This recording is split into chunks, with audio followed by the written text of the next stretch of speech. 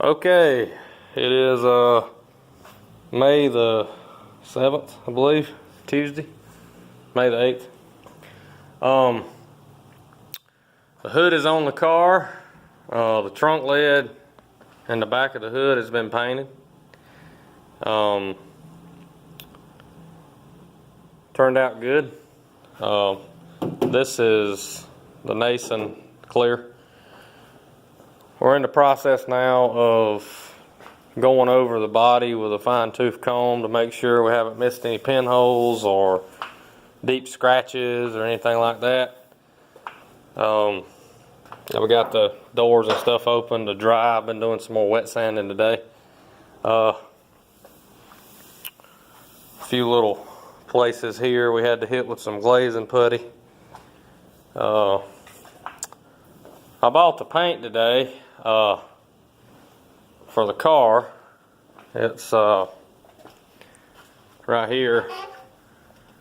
Of course,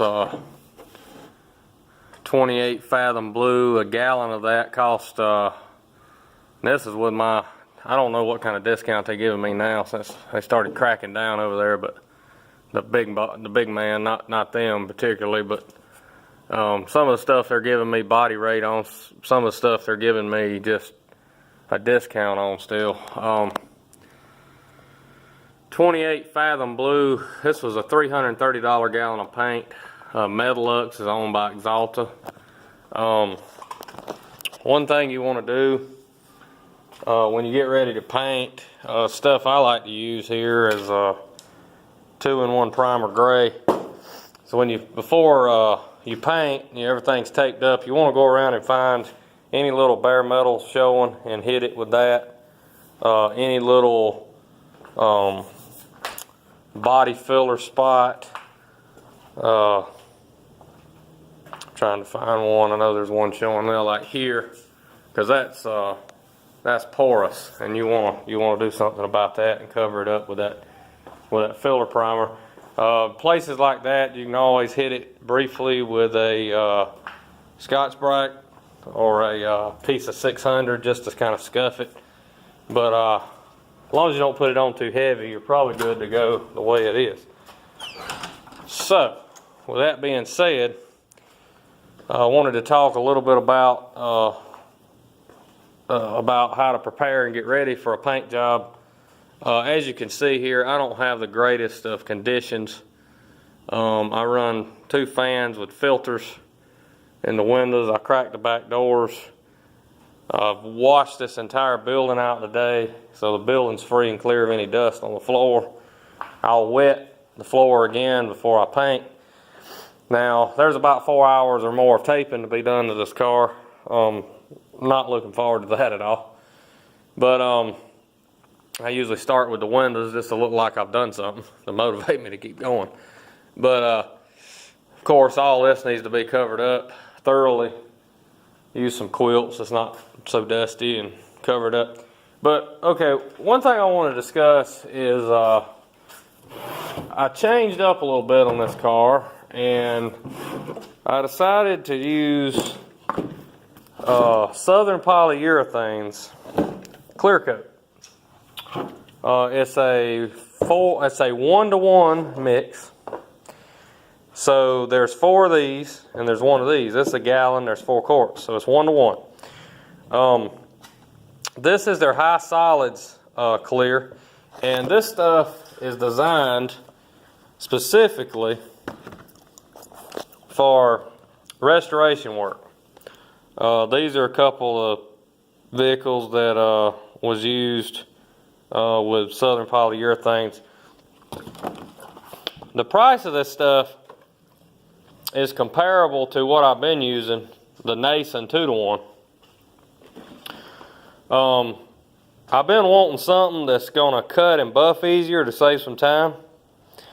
And I really liked, back when I used to use the DuPont 72500S, I really liked that clear. Unfortunately, that's about $700 now. So I'm not paying that kind of money for no clear coat. I'll just work a little harder on cutting and buffing if I had to. But Southern Polyurethanes is out of Georgia, Hiwassee area, Georgia, and Don't do a lot of advertising. They don't spend a lot of money on fancy labels, but it's all made in the USA.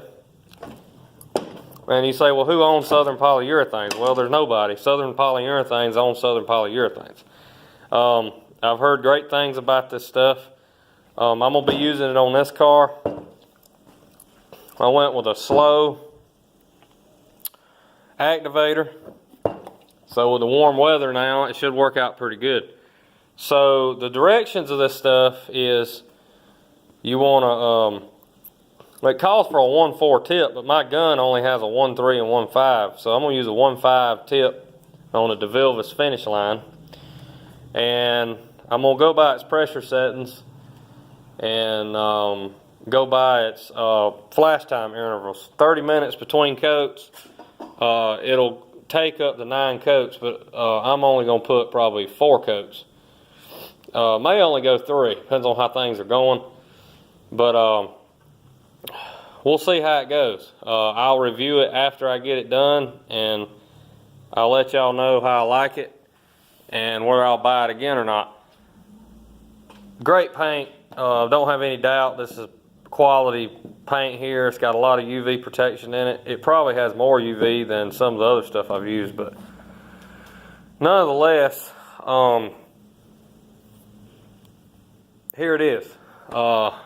Car guinea pig. So you got to guinea pig something, and this is something good to guinea pig it on. So looking forward to seeing how it works. It's compatible with any base coat.